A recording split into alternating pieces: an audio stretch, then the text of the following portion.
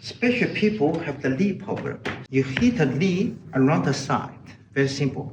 Put the hand open like that. Don't like that. Open. Just hit like that, you see? Use the gravity way. Don't go the physical way. Just a natural way. And then when you practice this one, it can be some blue dots coming out. I think that it will be good. But I suggest when the injury side to 2 minutes, it's a better size, not much injury, to 1 minute. Make it even. I suggest you do every day. You're feeling much better, your knee much more light.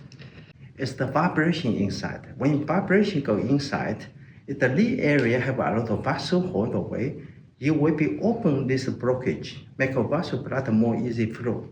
So when blood more flow, that's where you can get a more better result.